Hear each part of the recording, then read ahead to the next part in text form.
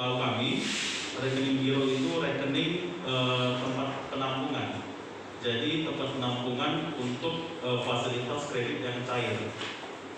Kemudian rekening fasilitas di situ tercatat jumlah pinjaman debitur yang terdebit dan masuk ke rekening penampung. Untuk selanjutnya dapat ditarik oleh debitur untuk digunakan untuk tujuan sesuai dengan pengajuan kredit.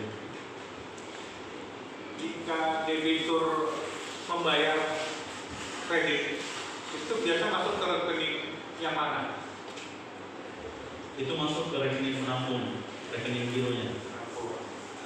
Terus, bisa nggak menurut pendapat Ali, rekening penampung itu masuk secara manual? Dalam arti kata ini tidak melalui transfer dari pemberi kerja.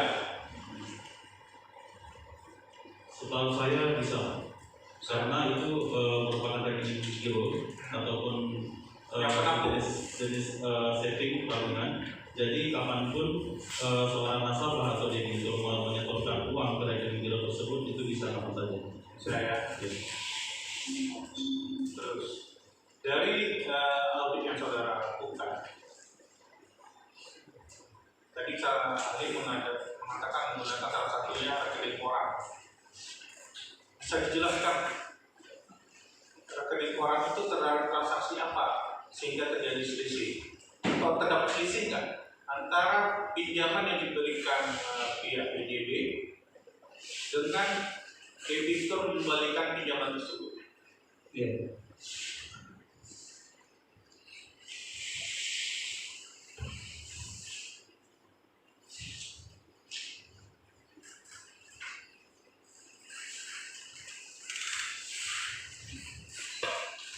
Ini di tangan saya ada dua rekening koran, Pak.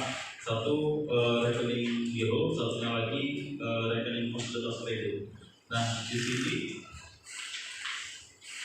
ketika bank mencairkan kredit debitur sesuai dengan surat permohonan dari debitur sendiri, dana sebesar 3,58 juta di plafonnya itu bisa masuk ke rekening giro secara langsung sesuai dengan surat permohonan dari debitur sendiri. Misalnya di sini di untuk Setu Palembang Raya, debitur memiliki fasilitas kredit senilai 3,8 M. Nah, ketika debitur ingin mencairkan subplafon sesuai dengan yang debitur butuhkan, misalnya 500 juta, maka langsung debitur mengajukan permohonan ke bank untuk dicairkan 500 juta. Nah, setelah disetujui 500 juta oleh pihak bank, maka rekening uang senilai 500 juta tersebut langsung bisa cair dari rekening fasilitas ke rekening giro, tidak buku. Nah, setelah masuk ke rekening giro, di situ debitur baru dapat mencairkan melalui cek untuk dapat digunakan sesuai dengan kebutuhan debitur. Ada selisih nggak dari pinjaman fasilitas kredit yang diberikan BJB dengan pengembalian dana kredit itu oleh debitur? Di sini kalau kita hitung secara mutasi kredit dan debit itu ada selisih. Jadi nilai pencairannya lebih besar daripada pengembaliannya.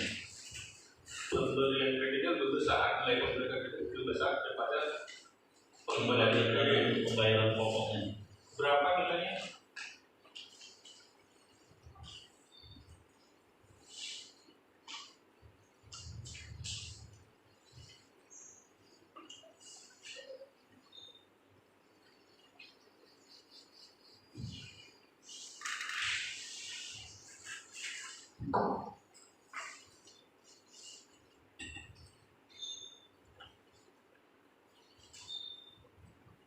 Untuk nilai sendiri, Pak, jika kita jumlahkan secara menyeluruh dari mutasi kredit dan debit yang ada di rekening debitur, itu untuk pencairan subplafon dari periode yang kami audit dari tahun 2015 sampai dengan 2016 itu sebesar 8.377.944.539 rupiah.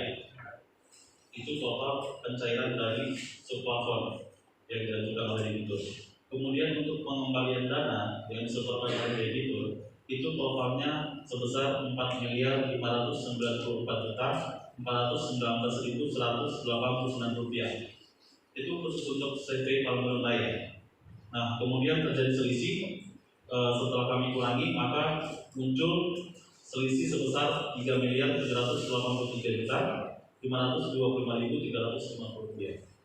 Kemudian untuk CV Putra Bungsu, mutasi kredit dari pencairan fasilitas periode 2015 sampai dengan 2016 itu senilai 6.591.997.573 rupiah. Kemudian penyetoran yang dilakukan oleh debitur untuk pembayaran pokok pinjaman itu sebesar 3.431.431.341 rupiah, sehingga diperoleh selisih untuk CV Putra Bungsu 3.449.566.230 rupiah. Jadi terdapat kalau dikalkulasikan antara dua perusahaan ini ada berapa selisih? Jika dijumlahkan untuk kedua perusahaan ini ada sebesar 7.233.091.582 rupiah. Dari selisih itu, apakah saksi ahli mengetahui ada prosedur yang tidak benar yang saksi ketahui dari dokumen-dokumen yang saksi gunakan? Ya, berdasarkan keterangan beberapa pihak terkait dan dokumen yang kami peroleh, itu ada sesuatu yang tidak sesuai dengan prosedur terkait dengan pencairan kredit, dari mulai pengusulan, kemudian proses analisa oleh bank sampai dengan pencairan kredit. Jadi tidak sesuai berarti? Iya. Kemudian waktu melakukan audit, apakah ahli mengetahui ada agunan yang dijadikan oleh debitur kepada bank BJB terhadap pemberian kredit KMKK? Iya, ada jaminan yang cover terkait dengan fasilitas kredit itu. Apakah ahli mengetahui jumlah atau nilai agunan yang diberikan oleh debitur? Sebentar saya lihat laporan.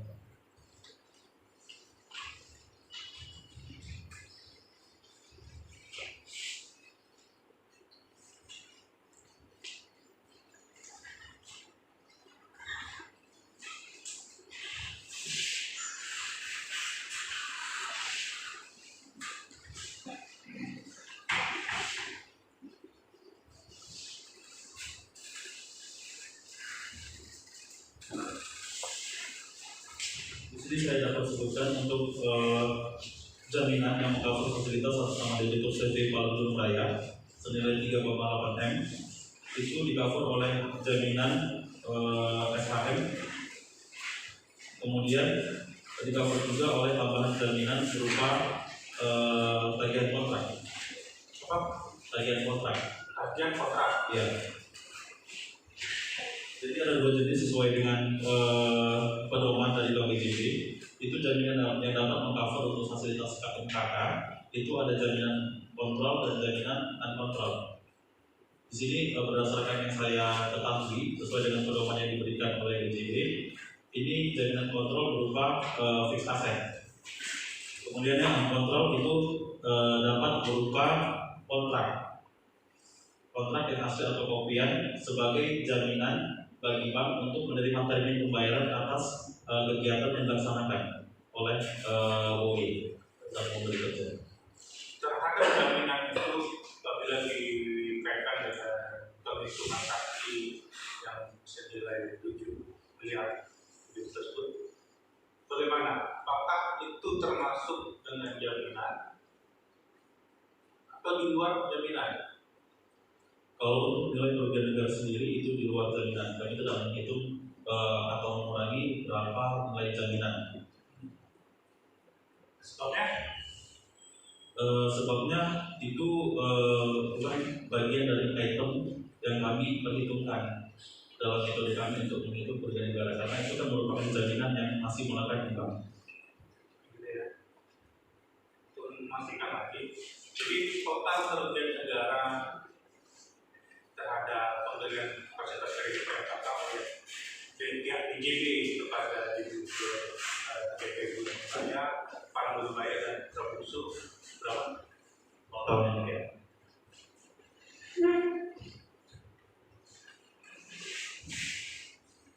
Totalnya sebesar 7.233.091.582 rupiah.